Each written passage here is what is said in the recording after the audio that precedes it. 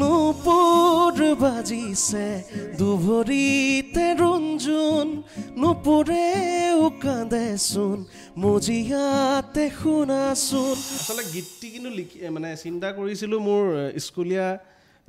প্ৰেমক লৈ আচলতে দেই আজি মানে প্ৰকাশ কৰিছোঁ নাম নলওঁ বাৰু সেই কথা সুধি আপোনাক বিপদতো নেপেলাওঁ এতিয়া বিপদ হ'ব পাৰে দেই চাওঁ ঘনে ঘনে যাওঁ বাৰে বাৰে বিচাৰি উশাহৰ ঠিকনা সপোন তুমি পুৱতিৰ তৰা হেঁপাহ তুমি পুৱতিৰ তৰা আলসুৱা অনুভৱে তোমাকে বিচাৰে জিয়া জিয়া মৰমে তোমাকে কাষতে আউলি বাউলি মন তোমাতে যে মগন প্ৰেমৰে ইশাৰা বুজা নাছো চকু জুৰি চাই চাই চাই বুকুৱে কৰে ৰাই যায় তোমাৰে কথাবোৰে বলিয়া কৰে সঘনাই নমস্কাৰ টাইমিটৰ বিশেষ অনুষ্ঠান পৰিধিৰ এটা নতুন খণ্ডৰ সৈতে মই ঋতুৰাজ মেধি আকৌ এবাৰ আপোনালোকৰ কাষ চাপিছোহি আজিৰ দিনটোতো পৰিধিৰ অতিথিৰ আসনত বহিছেহি এগৰাকী খুৰিয়া সমল ব্যক্তি আৰু সেই সমল ব্যক্তিগৰাকীক দেৰি নকৰি প্ৰথমেই চিনাকি কৰি দিছোঁ সেয়া হৈছে অসমৰ যুৱচামৰ মাজত অতিকৈ জনপ্ৰিয় অতিকৈ সমাদৃত আৰু ৰং চেনেলকে আদি কৰি বিভিন্ন এণ্টাৰটেইনমেণ্ট চেনেলত সম্প্ৰচাৰিত বহুকেইখন ধাৰাবাহিকৰ টাইটেল সংসমূহৰ আৰৰ ব্যক্তিজন গীতাৰ্থ গিৰিন এয়া আমাৰ মাজত গীতাৰ্থ গিৰিন নমস্কাৰ স্বাগতম জনাইছোঁ পৰিধিলৈ বহুত বহুত ধন্যবাদ আচলতে তোমাৰ লগত এনেকৈ বহিম বুলি মই ভবা নাছিলোঁ যদিও ভাবিছিলোঁ বহুত লেট হৈছে আমাৰ আচলতে বহাটো কিন্তু সেই মোৰ প্ৰথম হাঁহি উঠি আছে তোমাৰ লগত মই কি কথা পাতিম তো সেই সম্পৰ্কে কাৰণ মই এইকাৰণে কৈছোঁ কাৰণ মই একেলগে মানে তোমাৰ কথা কৈছোঁ তুমি মই একেলগে আমি কলেজৰ দিনৰ পৰা পঢ়া প্ৰতিটো শব্দত প্ৰতিটো সাহত প্ৰতিটো সপোনত বিচাৰি আপোনক উশাহৰ ভৰতে জীৱনৰ কোলাহল তেজৰে দোলাতে মোহাৰি নিজকে তেজৰে চিনাকি নিজতে বিচাৰি কলিজাৰ টুকুৰা হ'বনে কিয়ে লাগি নিজতে নিজৰ কাহিনী নূপুৰ বাজিছে দুভৰিতে ৰঞ্জুন নূপুৰেও কান্দেচোন মজিয়াতে শুনাচোন নূপুৰ বাজিছে দুভৰিতে ৰঞ্জুন নূপুৰেও কান্দেচোন মজিয়াতে শুনাচোন খুব সুন্দৰ লাগিল আচলতে কোনখন ধাৰাবাহিকৰ বাবে এইটো আপুনি সৃষ্টি কৰিছিল পংকজ গগৈৰ ডাইৰেকশ্যন আছিলে নূপুৰ শীৰ্ষক ধাৰাবাহিকখন সেইখনে আচলতে মেগা চিৰিয়েল মই প্ৰথম কৰা যিখনৰ শীৰ্ষ গীত কৰিছিলোঁ এতিয়ালৈকে কিমানখন মেগা চিৰিয়েলত শীৰ্ষ গীতত কণ্ঠদান কৰিছে অথবা গীত সৃষ্টি কৰিছে গীতাৰ্থ গিৰিনে সৃষ্টি কৰাৰ ক্ষেত্ৰত 17-18খনমান হ'ব চাগে মেবি মানে 2019ৰ পৰা এতিয়ালৈকে 17-18খনমানটো হ'ব এই পৰ্যন্ত আপুনি সৰ্বাধিক ৰং চেনেলৰ বাবে ৰং চেনেলত যথেষ্টখিনি কৰিছোঁ আৰু ষ্টিল এতিয়া ৰঙৰ কাম আছে হাতত লৈ থৈছোঁ এতিয়া চলি থকা কিবা চিৰিয়েল এনেকুৱা ধৰণৰ চিৰিয়েলত আপোনাৰ গান চলি আছেনে এতিয়া বৰ্তমান চলি আছে আমাৰ পুৱতি তৰা সপোন তুমি পুৱতি তৰা ওলাইছে যেতিয়া পুৱতি তৰাৰ কথা যেতিয়া ওলাইছে পুৱতি তৰাটো অকণমান যদি গুণগুণাই দিয়ে এই কাতি শিকাতি সপোন বাতৰ তুমি চমকা নীলাকাশ চাওঁ ঘনে ঘনে যাওঁ বাৰে বাৰে বিচাৰি উশাহৰ ঠিকনা সপোন তুমি পুৱতিৰ তৰা হেঁপাহ তুমি পুৱতিৰ তৰা কণ গুণগুণাই দিছোঁ জাষ্ট দেই খুব ভাল লাগিল আচলতে গীতাৰ্থ গিৰিণ বুলি ক'লে সেই কলেজীয়া দিনৰ পৰাই গীতাৰ্থ গিৰিণ বুলি ক'লে এক প্ৰকাৰ আকৰ্ষণ আছিল সমগ্ৰ কলেজত থকা ৰাইজৰ আৰু এতিয়া দেখিছোঁ সমগ্ৰ অসমবাসীৰ এক প্ৰকাৰ নয়নৰ মণি হৈবলৈ যেন কোনোবাখিনিত আগবাঢ়িছে গীতাৰ্থ গিৰিণ আপোনাৰ শেহতীয়াকৈ আমি আপোনাৰ সামাজিক মাধ্যমৰ যিসমূহ পৃষ্ঠা দেখিছোঁ সেই পৃষ্ঠাসমূহত আপোনাৰ যথেষ্ট অনুৰাগী আছে আৰু সেই অনুৰাগীসকলে যথেষ্ট মৰম দিছে আপোনাক আৰু শেহতীয়া কিবা নতুন কাম শেহতীয়া মই চিৰিয়েলৰ কাম কৰি আছোঁ বাকী এইকেইদিনটো আমাৰ বহাগৰ সময় আহি পালেহি হয় হয় এই বছৰৰ কাৰণে প্লেনিং যথেষ্টখিনি আছে অলপ বেলেগ বেলেগ ধৰণৰ গীতৰ কাম বহাগৰ মঞ্চত এবাৰ দেখিবলৈ পাম নে নাপাম গীতাৰ্থ গিৰিণ নিশ্চয় পাব বহাগৰ মঞ্চত কাৰণ আমি আচলতে ক'বলৈ গ'লে আমাৰ গোটেই অসমখনত এইটো বহুত মানুহৰ কিছু সংখ্যক মানুহৰ এটা ভুল ধাৰণা আছে কাৰণ আমাৰ ইয়াত গোটেই বছৰজোৰা যিটো সাংস্কৃতিক অনুষ্ঠান হওক বা মিউজিকেলি হেৰি কৰিব পৰা শ্ব'জবিলাক ইমান সংখ্যক নহয় বাহিৰৰ তুলনাত গতিকে আমাৰ গোটেই কণ্ঠশিল্পী হওক ছিংগাৰ হওক গতিকে গোটেইখিনিয়ে বহাগৰ অনুষ্ঠানখনত এটা ন্যূনতম মাননি লৈ অনুষ্ঠানখিনি পৰিৱেশন কৰি গোটেই বছৰটো চলিব লাগে বা আমি যিহেতু সেইটো কামেই কৰিবলৈ শিকিলোঁ আপুনি যেনেকৈ আজিৰ তাৰিখত চাকৰি কৰি আছে বা ক্ৰিয়েটিভ কাম এটাতে জড়িত হৈ আছে তেনেকৈ আমিও তেনেকৈ এই ক্ৰিয়েটিভ কামটোতে সেই যুগ যুগান্তৰৰ পৰা ব্যস্ত হৈ আছোঁ বা সেই কামটোৱে কৰিবলৈ শিকিলোঁ গতিকে সেই বহাগৰ অনুষ্ঠানখিনি নকৰিলে আমাৰো অকণ দিগদাৰ হয় প্ৰশ্ন এটা আছে এইখিনিতে গীতাৰ্থ মই আপোনাক সুধিম এইখিনিতে এটা প্ৰশ্ন নিশ্চয়কৈ সুধিব লাগিব এয়া মোৰ প্ৰশ্ন নহয় এয়া অসমৰ ৰাইজৰ প্ৰশ্ন এই বহাগৰ প্ৰাকখনত বহাগৰ আগে আগে এখন তালিকা ওলায় আমুক কণ্ঠশিল্পীৰ ইমান লাখ দাম আমুক কণ্ঠশিল্পীৰ ইমান লাখ দাম এনেধৰণৰ এখন তালিকা বোধ কৰোঁ আপোনাৰো দৃষ্টিগোচৰ হৈছে আৰু কেইবাখনো তালিকা ইতিমধ্যে আমি এনেকুৱা তালিকা দেখিছোঁ সেই তালিকাত অৱশ্যে এই পৰ্যন্ত মই আপোনাৰ নামটো দেখা নাই এই তালিকাখন সন্দৰ্ভত আপুনি কি ক'ব এই তালিকাখন যে ওলায় তাৰ পাছত কমেণ্ট ছেকশ্যন যেতিয়া আপুনি খুলি চায় আজিকালি ছ'চিয়েল মাধ্যমৰ যুগ গতিকে সামাজিক মাধ্যমৰ এই কমেণ্ট ছেকশ্যনত কিন্তু বহু দৰ্শকে বহু লোকে বিভিন্ন কটু সমালোচনা কৰে কণ্ঠশিল্পীসকলক এই তালিকাখনৰ বাবে এই তালিকাখন ওলোৱাটো কিমান দূৰ সমীচীন বা এই তালিকাখনৰ প্ৰয়োজনীয়তা আছেনে আচলতে এটা চিম্পল কথা ক'বলৈ গ'লে আজিৰ তাৰিখত যদি মই আপোনাৰ দৰমহাটোৰ বিষয়ে সোধোঁ যদি মই সোধোঁ আপুনিও কোৱাৰ কোনো যুক্তিযুক্ততা নাই নিশ্চয় কৰিব গতিকে আপোনাক সোধাৰো মোৰ যোগ্যতা নাই বা মই সোধাৰো কোনো অধিকাৰ নাই আপুনি কোৱাৰো কোনো অধিকাৰ নাই গতিকে কথাটো তেনেকুৱা ধৰণৰ আৰু তাতে আৰু এটা কথা আছে আমি যিমানখিনি কণ্ঠশিল্পী আছে মই যিমান দূৰ জানো দেই চব কাৰো পাৰ্মিশ্যন নোলোৱাকৈ তেনেকুৱা এখন লিষ্ট প্ৰতি বছৰে ওলায় কোনো ছিংগাৰৰ পাৰ্মিশ্যন নোলোৱাকৈ এই তালিকাখনত কণ্ঠশিল্পীসকলৰ পাৰ্মিশ্যন নাথাকে কণ্ঠশিল্পীখিনিৰ আচলতে পাৰ্মিশ্যন কিছু সংখ্যকে দিয়ে যদিও কিছু সংখ্যকে নিদিয়ে আৰু সঠিকভাৱে কাৰো লিষ্ট তালিকাখন নোলায় এইবাৰেই দেখিলোঁ যে জুবিন গাৰ্গৰ নামটো আছে সমান্তৰালকৈ দেখিছোঁ অংগৰাগ পাপন মহন্তৰ নামো আছে কিন্তু শেহতীয়াকৈ মই গম পালোঁ ইয়াৰ পূৰ্বৰ এটা সাক্ষাৎকাৰত কিন্তু এইবেলি বহাগত অংগৰাগ পাপন মহন্তই অনুষ্ঠান পৰিৱেশন নকৰে হয় তেনে পৰিপ্ৰেক্ষিতত সেই তালিকাখনত কিন্তু তেওঁৰ নামটোও আছে গতিকে তেনেকুৱা ধৰণৰ কথা আৰু আজিৰ তাৰিখত আপুনি চাওক জুবিন গাৰ্গ আমাৰ লিজেণ্ড হয় লিভিং লিজেণ্ড আৰু জুবিন দাক দেখিয়ে আমি গানৰ দিশত আহিছোঁ গতিকে জুবিন দা আজিৰ তাৰিখত 32 বছৰ 35 বছৰ 40 বছৰ অলমষ্ট 40 বছৰ তেওঁ মানে সংগীতৰ লগত জড়িত হৈ আছিলে আৰু তাৰে 30টা বছৰ তেওঁ গোটেই অসমখনক দিলে সংগীতৰ যোগেৰে মানে এটা ধাৰা সৃষ্টি কৰিলে এটা চেঞ্জেছ আনিলে আলোড়ন যিটো কয় ৰিভলিউশ্যন যিটো কয় সেই এটা ৰিভলিউশ্যন সৃষ্টি কৰিলে অসমীয়া মানুহে গান শুনিব বাদ দিছিলে তেনেকুৱা এটা টাইমত তেওঁ গান শুনালে এটা বেলেগ ধৰণৰ এটা ধাৰা আনিলে যিটো কাৰণে আমি পাশ্চাত্য সংগীতক আমি প্ৰাধান্য দিবলৈ বাধ্য হ'লোঁ অসমীয়া থলুৱা সুৰৰ মাজেদি বা থলুৱা সুৰখিনিক তেওঁ বেলেগ ধৰণে প্ৰেজেণ্ট কৰিলে তো আজিৰ তাৰিখত জুবিন গাৰ্গৰ মাননিটোক লৈ আমি কুৱেশ্যন কৰাটো যুক্তিযুক্ততা নাই আৰু জুবিন দাৰ মাননিটোৰ বিষয়ে গোটেই অসমখনে জানে অসমখনে গোটেই ভাৰতখনে জানিলেও ভুল নহ'ব গতিকে সেইটো তালিকাত দিছে নিদিছে জুবিন দাৰো ইমান মানে মুঠৰ ওপৰত সামগ্ৰিকভাৱে তালিকাখনৰে কোনোবাখিনিৰ প্ৰয়োজনবোধটো নাই আচলতে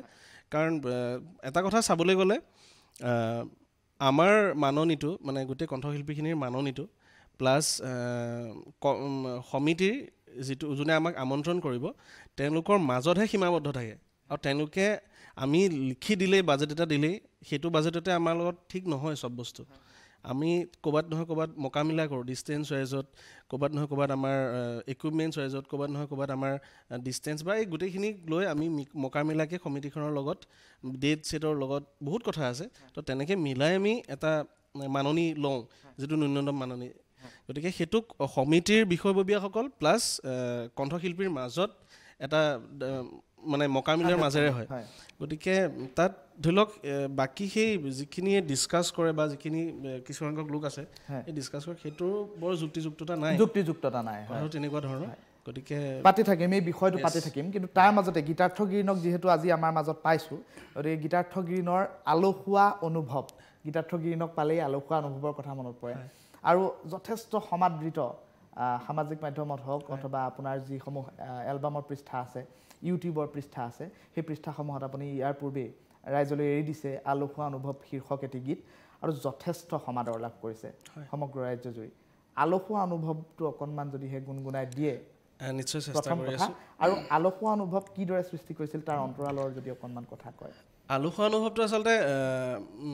সৃষ্টি বুলি ক'লে মই সপোনত একচুৱেলি সুৰটো পাইছিলোঁ। মানে প্ৰথম তুমি তুমি তুমি মোৰ যিটো সুৰটো, সেইটো সুৰটো মই শুই আছিলোঁ ৰাতি, মানে আফটাৰ বহাগৰ শ্ব'খিনি কৰি মই গুৱাহাটী অহাৰ পাছত নতুন সৃষ্টি কি কৰিম এই শুই থাকোঁতে সপোনত মানে গুণগুণাই আছিলোঁ কিবা এটা। তেতিয়া তুমি তুমি মেইন যিটো হুকলাইন আমাৰ আছিলে সেইটো সপোনত আহিছিলে। তাৰপিছত লগালগ মই শোৱাৰ পৰা উঠি, মানে ৰাতিৰ কথা কৈ আছোঁ, ৰাতি শোৱাৰ পৰা উঠি লগালগ ৰেকৰ্ড কৰি থৈছিলোঁ। তাৰপিছত সেইটোকে পলিচ কৰি কৰি কৰি আমি এটা সুৰটো ধুনীয়াকৈ সজালোঁ, লিৰিক্সখিনি লিখিলোঁ, আৰু সেই গোটেইখিনি সংগীতৰ কথাখিনি মোৰ। আৰু তাত সহায় কৰিছিলে ভাতৃপ্ৰতিম বন্ধু সমীৰ শেখৰ, অন্তৰাটো তেওঁ কৰা সুৰ, ছোৱালীৰ যিটো পাৰ্ট আছিলে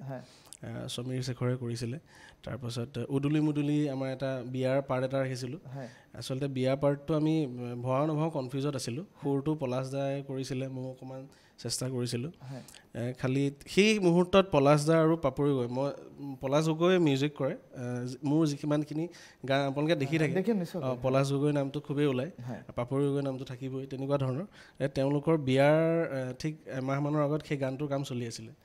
তো তেওঁলোকৰ বিয়া আছিলে ডিচেম্বৰত, যিটো আঘোণ হয়, আঘোণ মাহত বিয়া আছিলে। তো সেই লিৰিক্সটো তেনেকৈ লিখিছিলোঁ, আঘোণী বাটেৰে আহিবা তুমি কোন, ঠিক আছে অকণ গুণগুণাইছোঁ। আলসুৱা অনুভৱে তোমাকে বিচাৰে, জিয়া জিয়া মৰমে তোমাকে কাষতে, আউলি বাউলি মন তোমাতেই যে মগন, প্ৰেমৰে ইশাৰা বুজা নাচোন, তুমি তুমি তুমি মোৰ, তুমি তুমি তুমি মোৰ, তুমি তুমি তুমি মোৰ, তুমি তুমি তুমি মোৰ, তুমি তুমি তুমি মোৰ, তুমি তুমি তুমি মোৰ, তুমি তুমি তুমি মোৰ, তুমি তুমি তুমি মোৰ। ধন্যবাদ জ্ঞাপন কৰিছোঁ। আচলতে খুব সুন্দৰ এটা গীত। আপোনাক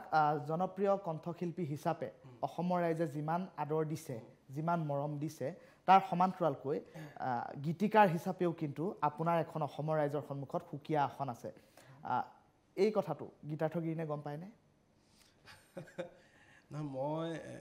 কেনেকৈ কি আসনত ৰাখিছে মই নাজানো, খালি বহুত মানুহে অলপ দায়বদ্ধতা কৰি তোলে। আচলতে এই ক্ষেত্ৰত বহুত মানুহৰ তেনেকুৱা কমেণ্ট পাওঁ, তেনেকুৱা মৰম আদৰখিনি পাইছোঁ, আৰু যিখিনি কাৰণে মই কাম কৰিবলৈ সাহস পাওঁ, কাম কৰিবলৈ এটা দায়বদ্ধ এটা হৈ যায়। এই মৰমখিনিয়ে কিন্তু গীতাৰ্থক কোনোবাখিনিত দায়িত্ব বঢ়ায়। য়েছ সেই ৱৰ্ডটোৱে মই বিচাৰি আছিলোঁ, দায়িত্ব বঢ়াইছে আচলতে। গতিকে দায়িত্ব ভাৰটো লৈছোঁ কাম কৰিম বুলি। কেইবাটাও গীত অসমৰ ৰাইজে ইতিমধ্যে আদৰি লৈছে, আৰু মই জনপ্ৰিয় ৱৰ্ডটো আচলতে মোৰ ক্ষেত্ৰত মই ক'বলৈ নিবিচাৰোঁ, কাৰণ জনপ্ৰিয়তাটো ৰাইজে যেতিয়ালৈকে মৰম দি থাকিব তেতিয়ালৈকে থাকিব। গতিকে সেইমতে মই ৰাইজক সন্তুষ্ট কৰিব পাৰিব লাগিব, আৰু গোটেই যে অসমৰ ৰাইজে ভাল পাব বা ভাল পাইছে সেইটো মই নকওঁ। যিখিনিয়ে ভাল পায় তেওঁলোকক সদায় শ্ৰদ্ধা থাকিব, সদায় ভক্তি থাকিব। আচলতে মই এটা কথা সময় লাগে, মানে এই বস্তুটোত এটা সময় লাগে। মানে মই খুব এটা গভীৰ বিশ্বাসী বিষয় এটা, যে যাৰ কাম ভাল তাৰ দাম ভাল। মই এইটো খুব বিশ্বাস কৰোঁ, এই কথাটো খুব বিশ্বাস কৰি চলোঁ। আন এটা প্ৰশ্ন মই উত্থাপন কৰিছোঁ সততে দেখিবলৈ পোৱা যায় আজিকালি এইটো হ'বলৈ লৈছে সকলোৰে ক্ষেত্ৰত নহয় গীত এটা ৰিলিজ কৰাৰ পূৰ্বে কণ্ঠশিল্পীগৰাকীয়ে হওক বা গীতটো মুকলি কৰি দিয়া গোষ্ঠীটোৱেই হওক গীতটোত ৰীল কেনেকৈ বনিব ৰীল বনিলেহে গীতটো ভাইৰেল হ'ব এনেধৰণৰ এটা মানসিকতা বৰ্তমান সময়ত গঢ় লৈ উঠিছে নেকি এই প্ৰশ্নটো আপোনালৈ মই থাকিব খুব ভাল প্ৰশ্ন এটা খালি ইয়াৰ উত্তৰটো এনেকুৱা ধৰণৰ মানে গান এটা হিট কৰাৰ ক্ষেত্ৰত ৰীলৰ ভূমিকা থাকে নেকি আচলতে ৰীলৰ ভূমিকা বুলি ক'লে ভুল হ'বও ভুল নহ'বও হয় কাৰণ আমি সময়ৰ লগত গতি কৰিব লাগিব প্ৰথম কথা আলসুৱা অনুভৱ কৰাৰ সময়ত ৰীলৰ যিটো মানে জোৱাৰ আছিলে সেইটো তেতিয়াও আছিলে খালি তেতিয়া আমি প্ৰমোশ্যন নিজৰ ফালৰ পৰা কৰিবলগীয়া হোৱা নাছিলে ৰিলছটো প্ৰথম আহিছিলে আৰু গানটো হয়তো অসমৰ ৰাইজে বেলেগ ধৰণে এটা সোৱাদ পালে তো যাৰ কাৰণে প্ৰায় 2 লাখাধিক ৰিলছ মানে 2 লক্ষাধিক তাতকৈও প্লাছ মানে ৰিলছ হৈছিলে আৰু সেইটো কাৰণে গীতটোৱে বেছি সমাদৰ লাভ কৰিছিলে আলসুৱা অনুভৱে যথেষ্ট মৰম পাইছিলে যাৰ কাৰণে গতিকে মই ৰিলক দুখ দিব নিবিচাৰোঁ সেইটো ক্ষেত্ৰত কোনোবাখিনি ৰিলৰ ধনাত্মক ভূমিকা এটা আছে ছ'চিয়েল মিডিয়াৰ ছ'চিয়েল গোটেই প্লেটফৰ্মকেইটাৰ এটা ধনাত্মক ভূমিকা আছে কিন্তু কথাটো হৈছে আমাৰ লক্ষ্য উদ্দেশ্যৰ ৰীল বা ফেচবুক বা সেইটো হ'ব নালাগে প্ৰথম আমি কামটোক ভালকৈ কৰিব লাগিব কামটো ধুনীয়াকৈ কৰিব লাগিব গতিকে মই এইটো কথা চিন্তা কৰোঁ যে আলসুৱা অনুভৱ গীতটি আমি কামটো হেঁপাহেৰে কৰিছিলোঁ খুব মানে বেলেগ কিবা এটা কৰাৰ হেঁপাহেৰে কৰিছিলোঁ যাৰ ফলত চাগে গীতটিক মানে পজিটিভ ভাইবছ কিছুমান লগ লাগি গীতটিয়ে সেই জেগাটো পাইছিলগৈ সেই মৰম পাইছিলে তো তাৰ পাছত ৰিলছে পপুলাৰ হৈছে কিবা হৈছে কিন্তু ৰিলছ আমাৰ মানে মেইন লক্ষ্য উদ্দেশ্য নাছিলে কথা তেনেকুৱা ৰীলৰ প্ৰসংগ যিহেতু ওলাইছে আন এটা গীতৰ কথা মই এই মুহূৰ্তত মোৰ মানসপটলৈ আহিছে সেই গীতটোৰ কথা ক'ম যথেষ্ট ৰিল হ'ল সেই গীতটো আপোনাৰ সৃষ্টি এগৰাকী মহিলা কণ্ঠশিল্পী বোধ কৰোঁ মোৰ যদি ভুল হোৱা নাই ডেইজি দাস তেওঁৰ নাম তেওঁ পৰিৱেশন কৰিছিল গীতটি আৰু লগতে আপুনি অকণমান জড়িত হৈ আছিলে আৰু গীতটি কম্পজিশ্যন আৰু কথা আপোনাই আছিল মোৰ লিৰিক্স আৰু মোৰ সুৰ সংগীত কৰিছিলে পলাশ গগৈ পলাশ দাই আৰু গীতটি 2024 চনত মুক্তি দিয়া হৈছিলে 24 চনত যথেষ্ট ৰিল হ'ল যথেষ্ট ৰিল অকণমান যদি গুণগুণাই দিয়ে আচ্ছা অকণমান মোৰ আচলতে আটাইতকৈ ডাঙৰ প্ৰব্লেম এটা আছে মই নিজৰ গানৰ সুৰবোৰ বা নিজৰ গানৰ লিৰিক্সবোৰ খুব পাহৰোঁ তথাপি অকণমান চেষ্টা কৰোঁ সেইটো দৰকাৰী কিন্তু পাহৰি যাওঁ পাহৰিব নালাগে আচলতে নাই মাজে মাজে পাহৰিবও লাগে আচ্ছা গাইছোঁ উশাহৰে উঠা নমা তুমি জানো বুজা দুটি উঠৰে ভাষা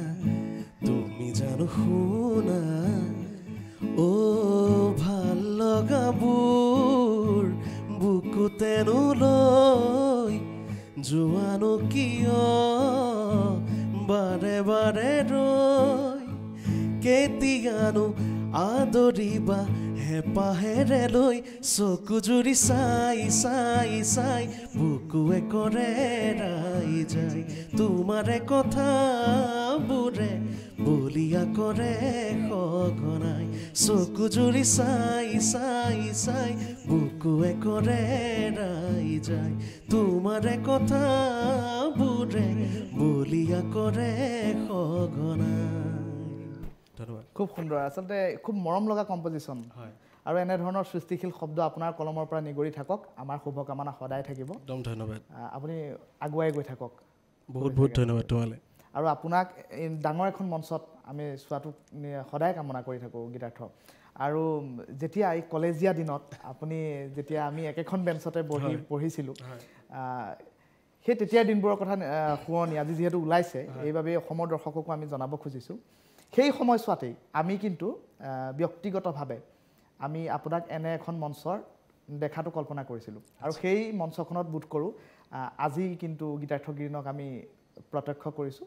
আৰু সেয়া আমাৰ মানে প্ৰাপ্তি বুলি আমি ভাবিছোঁ আৰু দ্বিতীয় কথাটো হ'ল সেই সময়ছোৱাতে আপুনি এটা গীত কলেজত পঢ়ি থকা সময়তে ৰচনা কৰিছিল ৰে কাঞ্চি যদি মোৰ ভুল হোৱা নাই তেতিয়া খুব সেই সময়ত আপোনাৰ সীমিত যি ব্যৱস্থা আছিল সেই ব্যৱস্থাৰ মাজেৰে তেতিয়া আপুনি ডাঙৰ ষ্টুডিঅ' বোধ কৰোঁ দেখা নাই তেতিয়া হয়তো ডাঙৰ মিউজিচিয়ানৰ লগত আপুনি কাম কৰা নাই কিন্তু আপোনাৰ সীমিত যি ইকুইপমেণ্টছ সেই লৈ আপুনি সেই গীতটি কৰিছিল আৰু কলেজীয়া দিনত নগাঁও কলেজত যেতিয়া আমি অধ্যয়নৰত হৈ আছিলোঁ তেতিয়া সেই গীতটি আপুনি আমাৰ কলেজৰ ফ্ৰেছাৰ্ছত হয় পৰিৱেশনো কৰিছিল আৰু একেবাৰে বেলকনিৰ পৰা খুব জোৰেৰে চিঞৰা মানুহটো মই আছিলোঁ যে আমাৰ লগৰ গীতাৰ্থই কিবা এটা কৰি দেখুৱাইছে নিজাববীয়া সৃষ্টি এটা কৰি দেখুৱাইছে আৰু সেই অনুভৱটো কোনোবাখিনিত গীতাৰ্থ মই আজি আপোনাৰ সৈতে এইদৰে মুখামুখিকৈ বহি এই কথাটো আজি অসমৰ ৰাইজৰ আগত মই প্ৰকাশ কৰিছোঁ আচলতে মোৰ জীৱনৰ প্ৰথম গীতটি আছিলে সেইটো হয় যিটো মানে মই নিজৰ অনুভৱেৰে নিজৰ চিন্তাৰে লিখিবলৈ চেষ্টা কৰিছিলোঁ আৰু গীতটি লিৰিকেলি আজিৰ তাৰিখত মই মানে শুনিবলৈ নিবিচাৰোঁ কাৰণ মানে মই চকুজুৰি বা নুপুৰ আলসুৱা অনুভৱৰ দৰে গীত মানে লিখাৰ পাছত যথেষ্ট জনপ্ৰিয় জনসমাজ বা তেনেকুৱা এটা ভাল লগা গীত লিখাৰ পাছত কাঞ্চি গানটো মানে আজি তাৰিখত শুনিবলৈ মন নাযায় কিন্তু শিপা পাহৰিব নোৱাৰোঁ যে আৰু সেইটো মাজে মাজে মই নুশুনা নহয় শুনিলে মানে তেতিয়া সেইটো আচলতে মোৰ প্ৰথম খোজ দিয়াৰ এটা পথ আছিলে কাঞ্চি গানটো আৰু মই এজন মানুহৰ নাম ল'ব লাগিব যিচু দা বুলি কয় যিচু আমাৰ নেলিৰ হয় তেখেত আমচুৰ আমলিঘাটৰ তেওঁ মোক প্ৰথম ষ্টুডিঅ'ত আনিছিলে দেই ফাৰ্ষ্ট ষ্টুডিঅ'ত আনিছিলে তেওঁ কীবৰ্ড বজায় তেওঁ আনিছিলে প্ৰথম ষ্টুডিঅ'ত অৰেঞ্জত য'ত সংগীত কৰিছিলে সেই গীতটি চেমুৱেল বৰা চেমুৱেল দাক মাজে মাজে লগ পাই থাকোঁ তেতিয়া মনত পৰে কাহিনীবোৰ চেমুৱেল দাকো মনত পেলাওঁ তো চেমুৱেল দাই সংগীত কৰিছিলে তেতিয়া ষ্টুডিঅ'ৰ দুখন দৰজা যে থাকে সেইটো বিষয়েও নাজানিছিলোঁ চাউণ্ড প্ৰুফ কাৰবাৰ এটা হয় কিবা হয় এইটো বিষয়ে নাজানিছিলোঁ গতিকে দৰজা খুলিব নোৱাৰি মই বহুত সময় বাহিৰত বহি আছিলোঁ দুখন দৰজা খুলিব নোৱাৰি গতিকে সেইটো এটা অভিজ্ঞতা আছিলে সাংঘাতিক আৰু সেয়াই মোৰ প্ৰথম অভিজ্ঞতা কাঞ্চি গীতটো আচলতে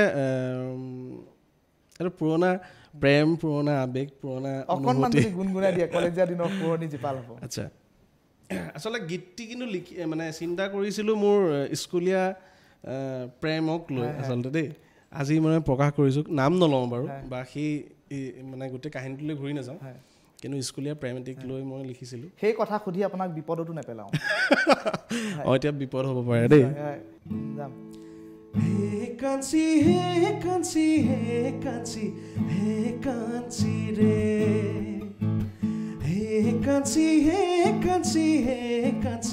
হে কাঞ্চি ৰে কলিজা ফালি দেখুৱালে দেখিবা জানো তুমি তোমালৈ থকা মোৰ কত না মৰম তুমি বাৰু জানানে পাহৰিলোঁ ইমানখিনি মনত আছিলে চৰি বহুত ধন্যবাদ বহুত ধন্যবাদ আপুনি মানে মোৰ অনুৰোধটো ৰখাৰ বাবে ধন্যবাদ জ্ঞাপন কৰিছোঁ আৰু অনাগত গীতাৰ্থ আপোনাৰ বহাগৰ জাৰ্ণি বহাগৰ যাত্ৰা খুব সুৰীয়া হওক তাৰ বাবে আমি শুভেচ্ছা জ্ঞাপন কৰিছোঁ আৰু আপোনাৰ ইমান ব্যস্ততা ভৰা সময় এতিয়া যিহেতু বহাগৰ বাবে আপুনি এতিয়া প্ৰেক্টিছতো যথেষ্ট সময় আপোনাৰ গৈছে এই ব্যস্ততা ভৰা সময়ৰ মাজত আপুনি আমাক এই যি 25ৰ পৰা 30 মিনিট সময় দিলে সেয়া নিশ্চয়কৈ দুষ্প্ৰাপ্য হৈ ৰ'ব আৰু শেষত আপুনি কি ক'ব কি শুনাব আৰু তাৰ পাছত আমি অনুষ্ঠান সামৰিব লাগিব প্ৰথমতে তোমাক ধন্যবাদ দিছোঁ আৰু টাইম এটৰ প্ৰতিজন দৰ্শকক মোৰ আন্তৰিক হিয়াভৰা শুভেচ্ছা আৰু মৰম লগতে আগন্তুক ৰঙালী বিহুৰ হিয়াভৰা শুভেচ্ছা জ্ঞাপন কৰিছোঁ আটাইলৈ আৰু এই অনুষ্ঠানত আমন্ত্ৰণ কৰি নিয়াৰ বাবে ধন্যবাদ বেলেগনো কি শুনাম কিবা এটা শুনাই থৈ যাওঁ জোনাকে দিয়া আকাশী খবৰ তুমিনো জানানে নেজানা কোৱা উজাগৰি দাঁৰৰো আলসুৱা বৰণ টোপে চুমি বহি অভিমানী মন ধাৰাসাৰ প্ৰণয়ৰে গুণগুণনি বৰষুণ নামিছে নামিব দিয়ানা জোনাকো গলিছে গলিব দিয়ানা বৰষুণ নামিছে নামিব দিয়ানা জোনাকো গলিছে গলিব দিয়ানা ধন্যবাদ জ্ঞাপন কৰিছোঁ প্ৰিয় দৰ্শক এয়া আছিল যুৱ প্ৰজন্মৰ জনপ্ৰিয় কণ্ঠশিল্পী একাধাৰে গীতিকাৰ গীতাৰ্থ গিৰিন আৰু গীতাৰ্থ গিৰিনৰ গীতৰ মাজেৰে আজিৰ পৰিধি ইমানতে সামৰণি পেলাইছোঁ আৰু অনাগত দিনত এগৰাকী নতুন শিল্পী নতুন আলহীৰ সৈতে পৰিধিৰ মজিয়াত মই ঋতুৰাজ মেধিয়ে আকৌ আপোনালোকক লগ পোৱাৰ প্ৰতিশ্ৰুতি দিছোঁ তেতিয়ালৈকে আপোনালোক আঁতৰি নাযাব সংযুক্ত হৈ থাকক উত্তৰ পূৰ্বাঞ্চলৰ আটাইতকৈ ক্ষীপ্ৰ ডিজিটেল সংবাদ মাধ্যম টাইম 8ৰ সৈতে